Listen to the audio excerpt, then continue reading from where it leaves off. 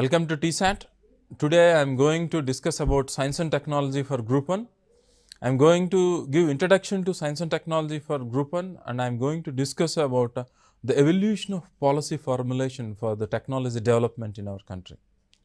So, in this context, as far as science and technology is considered, what for this science and technology or how science and technology is helpful for the development of the country is the main aspect here which we need to know. So, in this context, the role of science and technology is, the main aim is of science and technology is socio-economic development. So, here what do you mean by socio-economic development?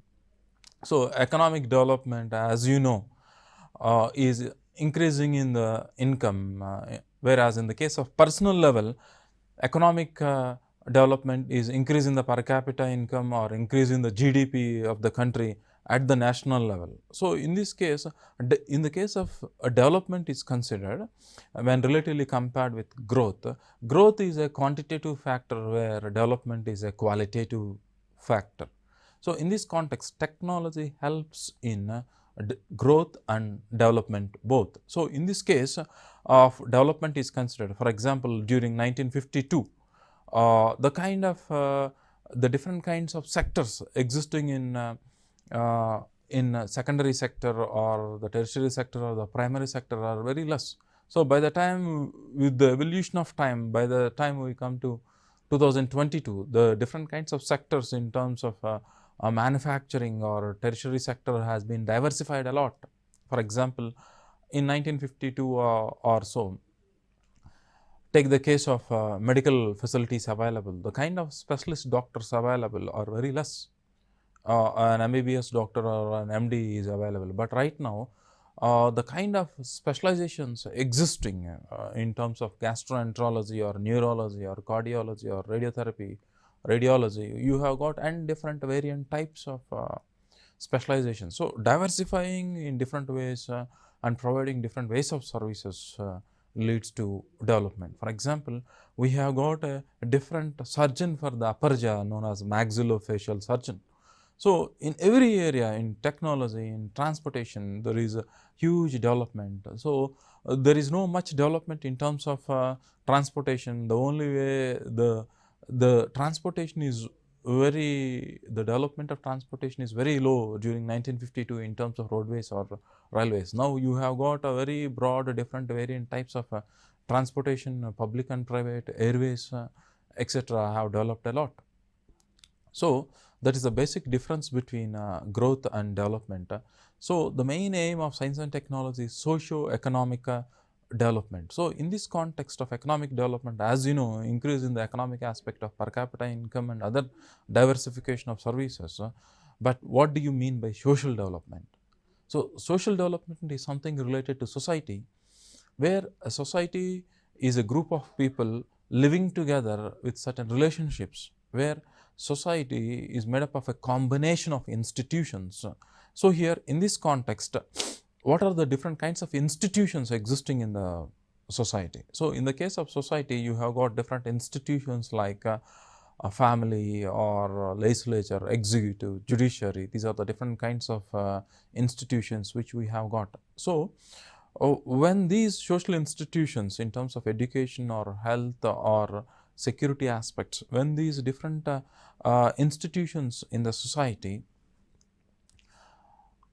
are providing different services, helps in the improvement of the standard of people in terms of hygiene, in terms of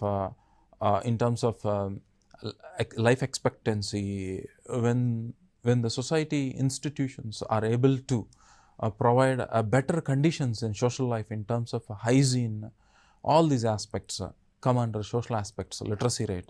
So, when the technology helps in the improvement of literacy rate with the help of communications and with improvement in terms of security, improvement in terms of healthcare, all these aspects come under social aspects. When the social and economic aspects combine together, leads to a real development where technology plays a very major role in this process of development. How come we will be discussing in the upcoming episodes.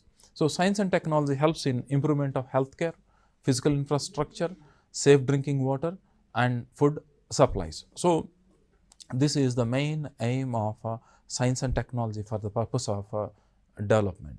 So, for this purpose of development, we have got an institutional structure in our country. So, what is the institutional structure? As part of introduction, we need to know responsible for the execution of science and technology. So, CSIR, Council for Scientific and Industrial Research, is the main institutional structure which is responsible for the development of science and technology in our country. So, the Council for Scientific and Industrial Research is established in 1942. Its aim is to provide a strong industry, social welfare, strong science and technology base for strategic sectors. So, here we have got different sectors like primary, secondary and tertiary sectors. So, development can happen only when all the sectors develop equally. For example, in the different sectors of our country. So, in the case of secondary sector, manufacturing sector is considered in our country, when we relatively compare, it is in a weaker condition. So, here in this condition, we need to strengthen the manufacturing sector, especially to acquire stability in our country. So, science and technology helps in improving the manufacturing sector so that it will be able to provide a strong support to the economy. So, where we are weak, we need to be strengthened with the help of science and technology. So, social welfare, which I have discussed with you, and science and technology base for strategic sectors. So, what do you mean by a strategic sector here? Strategic sector is a sector with which our existence is questioned. For example, you have got agriculture, you have got defense, we have got a healthcare sector. So, there are certain sectors without which survival itself will be questioned. So, these are considered as strategic sectors. So, first, prima facie, the main aim of science and technology is to strengthen the strategic sectors. So, these science and technology is multidisciplinary and multi-located. So, here in this case, the Council for Scientific and Industrial Research is a multidisciplinary institution. So, multidisciplinary here implies that it requires different knowledge of different subjects. So, for example, science and technology involves, it consists of space technology or agriculture or biotechnology, healthcare. These are different branches of science and technology. So, you require the knowledge of different branches of science. That is what multiple disciplines is, and these branches are located in different parts of our country. So, that is the nature of this institution CSIR.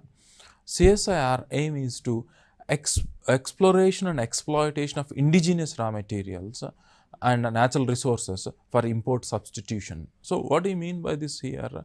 Exploration, you must be able to identify, find the resource available.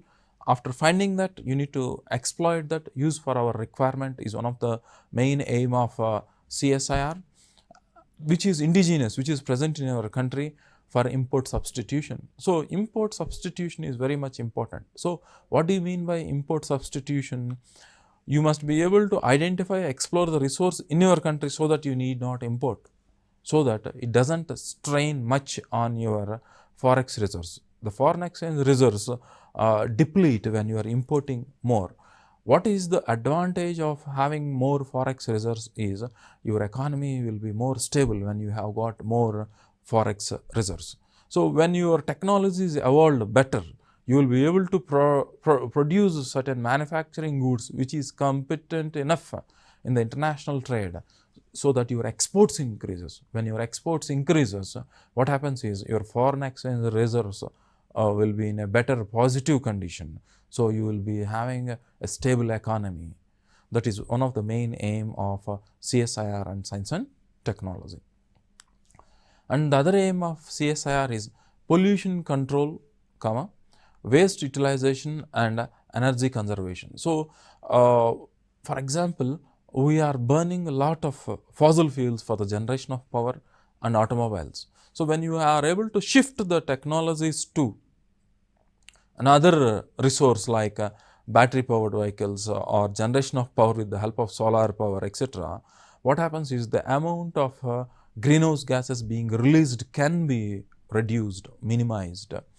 That is how technology is helpful in controlling the pollution. This is an example which I have given to you. There are many such applications to reduce the amount of pollution, which we will be discussing in the upcoming discussions.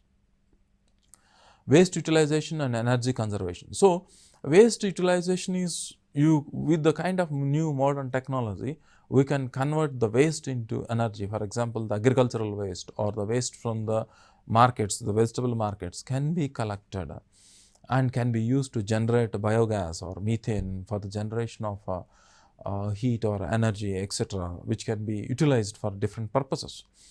And energy conservation. So, what is happening is with the improvement of technology, the energy consumed by the systems reduces. For example, when you relatively compare with the tungsten filament bulb and an LED bulb, with the change in the technology, what is happening is the power being consumed by LED bulbs, LED lights is less when relatively compared with tungsten bulbs, so that the power is being saved because of technology is an example of conservation of power. So, CSIR involves in research and development in airspace, biotechnology, coal, food, minerals, metallurgy and healthcare. So, here in the case of airspace is considered, we use airspace for different purposes, for domestic transportation, for launching missiles, to defend yourself, for the flight of a fighter flights, for the communication, launching satellites. We use this space for the application of different technologies in the areas which I have just specified with you. So, in this context, you need to know the technologies essential to fire a missile, to fly in a fighter flight or a domestic flight, or to launch a satellite for communication purposes. The technologies are different. So, you need to develop technology to use the airspace for these different purposes. So, CSIR does research in these areas and we are going to apply technology in all these different areas for our advantage. The next is biotechnology. Biotechnology is the application of technology on life forms which are used in different purposes. For example, biotechnology is being applied in plants, animals. Plants in the case of development of different crops for agricultural purposes. Animals in the case of animal husbandry. Even this technology is being applied in terms of medicine for the purpose of treatment for different diseases, development of vaccines. These are all the different applications of science and technology in biotechnology. Coal. So, when coal is considered, coal is a very important aspect because coal almost all occupies 55% of power is being generated with the help of coal. So, judicious utilization of coal is required. Conservation of coal. You need to have an efficient insulating systems to save the heat energy being generated so that the amount of coal being burnt can be reduced with the help of technology. So, the energy convertibility ratio in thermal power generation is very weak. So, this can be improved with science and technology by improving better thermal efficient systems. And in terms of food, minerals and metallurgy, so we must be able to meet the demand of food with the exploding population with the help of biotechnology, by improving different variants of crops, with the help of recombinant DNA technology. New variants can be generated with technology, development of minerals, metallurgy and healthcare. So, these are all the different areas where CSIR works for the development of science and technology. So, the CSIR has got other branches like traditional knowledge, digital library. So, whatever knowledge we have lost because of improper data storage capacity. So, what happened is we have got an immense knowledge which we have acquired from our Vedas. A lot of knowledge is being lost because of lacking in storage capacity. But with the development of this modern technology in terms of storing the information, the existing information need to be stored in electronic systems and computer in the form of data, and when it is being stored, it can be easily passed to the next generations. That is another aim of CSIR in terms of science and technology. Next is ICAR. You have got Indian Council for Agricultural Research. Its aim is to improve the primary sector production through green revolution, white revolution, yellow revolution, golden and horticultural revolution through the Department of Agriculture Research and Education. So here what is happening here is, one of the method to improve agriculture production is a green revolution. So and the modern biotechnology in organic farming, these are all the different applications of biotechnology in agricultural production. So in the previous kind of green revolution, we are able to successfully do the agriculture in only regions where there is intensive irrigation available in the regions of Punjab or in some coastal pockets. But with the modern biotechnology, you are able to cultivate even in regions, in rain-fed regions, with the help of drought-resistant varieties, with the help of biotechnology in terms of agriculture. So there is improvement in terms of agriculture with the help of this Indian Council of Agricultural Research. It is been executed in terms of white revolution, yellow revolution, golden revolution, which is also known as horticulture revolution. So white revolution is increasing in the production of milk, yellow revolution is increasing the production of oil seeds, golden or horticultural revolution is increasing in the production of vegetables, flowers and fruits through these organizations, is one of the aim of CSIR. So these are different revolutions which might be useful to you in objective bits. For example, grey revolution means which is something related to the improvement in the production of fertilizers essential for agricultural production. Silver revolution is something related to increasing in the production of eggs. Silver fiber revolution is something related to increasing the production of cotton. Brown revolution is increasing in the production of leather. Pink revolution is related to onions, shrimp, prawns, pharmaceuticals. So onions are pink, that is how they are been related logically. Shrimp and prawns or shrimp more or less one and the same. In the case of shrimp is consists of prawns, crabs, lobsters, crayfish together combinedly classified as shrimp. And pharmaceutical starts with P. That is the reason why the medicines, etc. That is the reason why onions are pink, shrimp, prawns starts with P, pharmaceutical starts with P. So that is the reason why these are all included in pink revolution. Black revolution is something related to petroleum products and coal. So this is a kind of technological methods need to be adopted to improve the production of these essential goods and services. So the role of ICAR develops agriculture, agroforestry, animal husbandry, fisheries, home science and allied science. So ICAR, Indian Council for Agricultural Research. So here the main aim is to develop agriculture. So in this context, by developing different crop variants, hybrid variants, with the help of genetical engineering, GMOs, genetically modified organisms or species of plants can be developed for better production.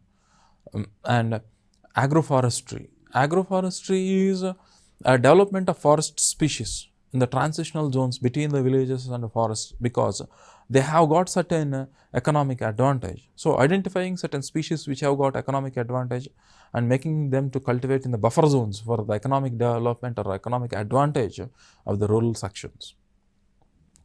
Development of animal husbandry, fisheries, home science and allied science is the main aim of Indian Council for Agricultural Research. ICAR also publishes and transfers technology programs. So whatever been innovated need to be transferred to the society or the agriculture or to the farmer. So for example, we have got ICRISAT here. For ICRISAT mainly does a research on crops which can thrive on semi-arid tropical region. Semi-arid means a semi-desert. So when a plant is not able to thrive in a desert or a semi-desert region, you are going to modify that with the help of genetic engineering, and you are going to make a unique variant which is not available naturally, and after making this fabricating this variant which is not naturally available genetically with genetic engineering, these need to be transferred to the farmer actually to be cultivated in the farm, without which it is waste. So, ICAR not only innovates or produces a new variant of crop, it also transfers after certain successful cultivation, it need to be transferred to the farmer is one of the aims of ICAR. Next, we have got National Bureau of Plant Genetic Resources.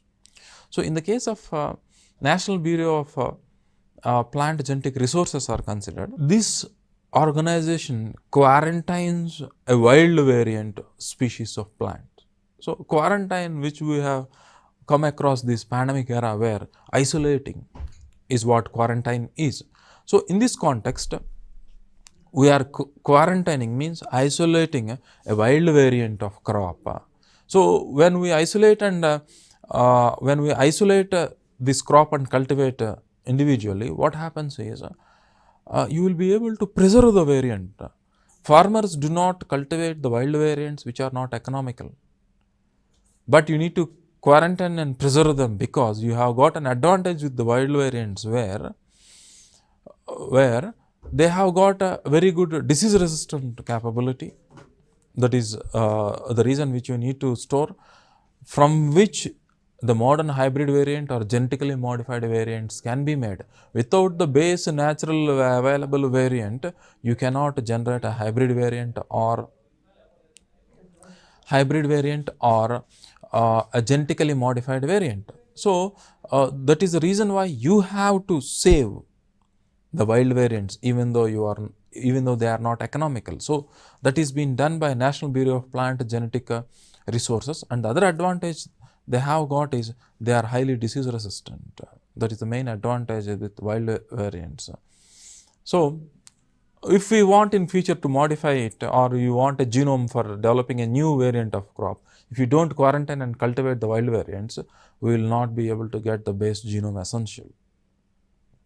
So, that is the main aim of National Bureau of Plant Genetic Resources. Next is Indian Council of Medical Research. So, this is an organization which is in use in this pandemic era because this is in use because without the approval of ICMR, never a drug or a vaccine cannot be released into the market, because there is a specific protocol need to be followed in the process of testing. What happens is when the testing process meets the protocol essential, then only a product, a medicine or a vaccine can be released into the market, which is being approved by Indian Council of Medical Research. So, these are all the different branches which are under the control of CSIR for an efficient execution of the policy of efficient execution of the policy of science and technology. So, this is the institutional structure we have got for the execution of science and technology policy, so that different technological branches throughout the country can be implemented. So, now I am going to discuss about the policies which are being formulated, evolution of policies. You will be able to understand this only when you understand the evolution of policies since the beginning to the current condition, then you will be able to understand better. So, the discussion which I am making with you will be able to understand the institutional structure of science and technology in our country, and the policy formulation and the evolution of policy in terms of execution of science and technology in our country. So, this is a discussion which will not only helpful to you to understand the condition and institutional structure of science and technology in our country, this will also helpful for you to write an essay on science and technology. So, the content for the syllabus for essay can be anything. It can be social issues, it can be polity, economy, history or geography. In the same way, the content of science and technology is also helpful to write an essay. So, the content which I am going to discuss in this episode will also be helpful to you to write an essay, because this is part of introduction and the institutional structure. So, the science and technology helps in economic development, productivity, efficiency with sustainable economic development. So, this is the main aim of the policy of science and technology. So, science and technology helps in economic development and productivity. Development, what I have explained initially. So, what is meant by productivity? Productivity is a condition where we must utilize a minimum input and maximize the output. That is one of the main aim of technology. So, productivity means when you relatively compare the ratio between the input and output, the productivity is more, means input ratio must be less when relatively compared with the output, then the productivity ratio is more and efficient. Technology helps in increasing the productivity by reducing the input cost, is the aim of science and technology, with sustainable economic development. So, as you know, sustainable economic development is making the resource available to the future generations and maximizing the production with the minimum inputs and avoiding the pollution of the environment, keeping the environment habitable not only to you, to the upcoming generations, is the main aim of science and technology. So, in the upcoming discussion, I will be discussing with you the evolution of science and technology policy in our country. Thank you.